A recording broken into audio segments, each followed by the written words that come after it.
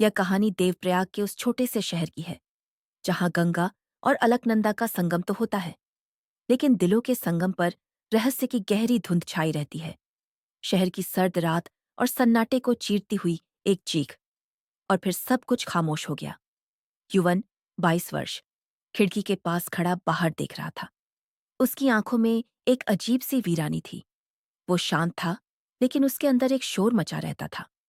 पेशे से वो एक लेखक था, पर पिछले 2 सालों से उसकी कलम ने एक शब्द भी नहीं उकेरा था। उसकी जिंदगी 2 हिस्सों में बटी थी, उस हादसे से पहले और उस हादसे के बाद। युवन, चाय ठंडी हो रही है, उसकी माँ ने कमरे में आते हुए कहा।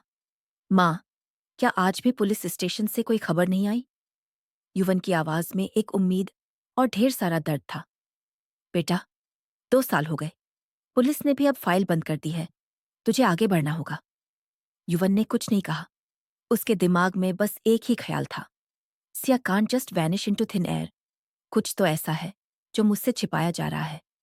सिया, 24 वर्ष, एक चुलबुली, पेंटिंग की शौकीन लड़की, जो युवन की दुनिया थी। 2 साल पहले उनकी सगाई की रात को सिया अचानक गायब हो गई थी। न कोई सुराग मिला, न कोई फिरौती का फोन, बस एक खाली कमरा और जमीन पर गिरा हुआ उसका टूटा हुआ कंगन। अगले दिन युवन बाजार से लौट रहा था, जब उसकी नजर पुराने पुल पर खड़ी एक लड़की पर पड़ी। उसने सफेद रंग का सूट पहना था और वह नदी की लहरों को देख रही थी। युवन के कदम ठिठक गए। उस लड़की का खद्दा होने का तरीका, उसके बाल, सब कुछ बिल्कुल सिया जैसा था। सिया, युवन के गले से दबी हुई आवाज निकली। वह लड़की पलटी। नहीं, वह सिया नहीं थी। उसकी आंखों में वह चमक नहीं थी, बल्कि एक खौफ था। जी, आप कौन? लड़की ने डरी हुई आवाज में पूछा। माफ करना, मुझे लगा कोई और है, युवन ने संभलते हुए कहा। मेरा नाम युवन है, आप इस शहर में नहीं हैं? मेरा नाम तारा है, मैं यहाँ हॉस्पिटल में नर्स की नौकरी के लिए आई हूँ, उसने संक्षिप्त जवाब दिया और तेजी से आगे बढ़ गई। युवन उसे देखता रहा। Something is wrong, she looks so scared, जैसे कोई उसका पीछा कर रहा हो। अगले कुछ हफ्तों में युवन और तारा की मुलाकातें बढ़ने लगीं। तारा अक्सर उसी कैफे में आती जहां युवन बैठता था। युवन को महसूस हुआ कि तारा के पास भी कोई राज है। वह कभी अपने परिवार के बारे में बात नहीं करती थी और अचानक तेज आवाज होने पर सहम जाती थी। एक शाम, बारिश तेज हो रही थी। तारा कैफे के बाहर खड़िड्डी भीग रही थी। युवन ने अपनी छतरी उसकी तरफ बढ़ा दी। तुम्हें घर छोड़ दूं? तारा ने हिचकिचाते हुए सिर हिलाया। रास्ते में दोनों खामोश थे, बस बारिश की बूंदों का शोर था। युवन, तुम उस दिन पुल पर किसका नाम ले रहे थे? तारा ने अचानक पूछा। युवन रुका। सिया, वो मेरी मंगेतर थी। 2 साल पहले इसी शहर से वो गायब हो गई। लोग कहते हैं वो मर गई, पर मेरा दिल नहीं मानता। तारा की आंखों में आंसू आ गए। उसने युवन का हाथ पकड़ा। खोना क्या होता है, मैं जानती हूं युवन, पर कभी कभी सच सामने होने से ज्यादा दर्दनाक उसे न जानना होता है। युवन को लगा जैसे तारा उससे कुछ बताने की कोशिश कर रही है। Is she connected to Siya somehow, या ये सिर्फ मेरी इमेजिनेशन है? रात के सन्नाटे में युवन को सिया के पुराने सामान में एक लिफाफा मिला। ये एक पुराना खत था जो सिया ने शायद उसे देने के लिए लिखा था, लेकिन कभी दे नहीं पाई। युवन, मैं तुम्हें सब सच बताना चाहती हूँ। इस शहर का जो रसूखदार परिवार है, खन्ना परिवार, वो लोग वैसे नहीं हैं जैसे दिखते हैं। मैंने पेंटिंग क्लास के बहाने उनके घर में कुछ ऐसा देख लिया है जो मुझे नहीं देखना चाहिए था। मुझे डर लग रहा है युवन। युवन के हाथ कांपने लगे। खन्ना परिवार? वही जो इस शहर के सबसे बड़े दानवीर माने जाते थे। तभी उसके फोन पर एक मैसेज आया। तारा का था। युवन, मुझे बचा लो, वो लोग यहाँ आ गए हैं। युवन बिना सोचे समझे तारा के पते की तरफ भागा। वहां पहुंचकर उसने देखा कि तारा का घर अस्त व्यस्त था।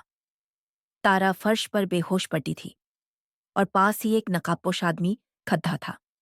युवन ने बिना डरे उस पर हमला कर दिया। हाथापाई में नकाबपोश का नकाब उतर गया। वो शहर का जाना माना इंस्पेक्टर था, जो खन्ना परिवार का वफादार था। इंस्पेक्टर वहां से भाग निकला, लेकिन युवन ने तारा को संभाल लिया। जब तारा को होश आया तो उसने जो बताया वो युवन की रूह कंपा देने वाला था। युवन, मैं तारा नहीं हूं, मैं सिया की दोस्त हूं। हम दोनों उस रात साथ थे। सिया ने खन्ना के बेटे को ड्रग्स की ओवरडोज से एक लड़ेहजकी की जान लेते देख लिया था। उन्होंने सिया को पकड़ी एच लिया।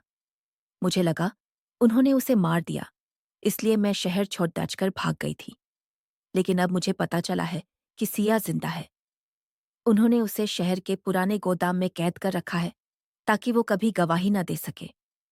युवन की आंखों में खून उतर आया। All this time she was suffering and I was just writing poems. मैं यूस ऐसे नहीं छोड़ सकता। युवन और तारा, जिसका असली नाम मीरा था। पुलिस के उन ईमानदार अफसरों के पास गए जिन्हें खन्ना परिवार नहीं खरीद पाया था। एक बद्धा छापा मारा गया। पुराने गोदाम के अंधेरे कमरे में युवन ने उसे देखा। सिया, वह कमजोर हो चुकी थी। उसकी आंखों की रोशनी कम हो गई थी, लेकिन युवन को देखते ही उसके सूखे होठों पर एक मुस्कान आ गई। युवन, उसकी आवाज बहुत धीमी थी। मैं आ गया सिया, अब तुम्हें कोई कुछ नहीं करेगा। युवन ने उसे अपनी बाहों में भर लिया। वहां खन्ना के आदमी और पुलिस के बीच मुठभेड़ हुई। खन्ना का बेटा पकड़ा गया और उसका रसूख मिट्टी में मिल गया। 6 महीने बाद देवप्रयाग की हवा में अब एक सुकून था। सिया अब धीरे धीरे ठीक हो रही थी। हालांकि उन 2 सालों के जख्म गहरे थे, लेकिन युवन का प्यार उन जख्मों के लिए मरहम बन गया था। वे दोनों उसी पुराने पुल पर खड़ीटे डटे थे। युवन, मुझे लगा था मैं कभी तुम्हें फिर से देख नहीं पाऊंगी। सिया ने उसका हाथ थामते हुए कहा। मुझे पता था तुम आओगी, क्योंकि मेरी हर खुशी तुमसे ही थी और तुम्हारे बिना सब कुछ अधूरा था। युवन ने उसकी आंखों में देखते हुए कहा। युवन ने अपनी नई किताब पूरी कर ली थी। उसका शीर्षक था हर खुशी उससे थी। यह सिर्फ एक कहानी नहीं थी, ये उनके संघर्ष, उनके दर्द और उस अटूट विश्वास की जीत थी जिसने मौत को भी हरा दिया था। दोनों ने बहती गंगा की ओर देखा। अतीत के रहस्य अब पानी के साथ बह चुके थे। अब उनके सामने सिर्फ एक साफ और खूबसूरत भविष्य था।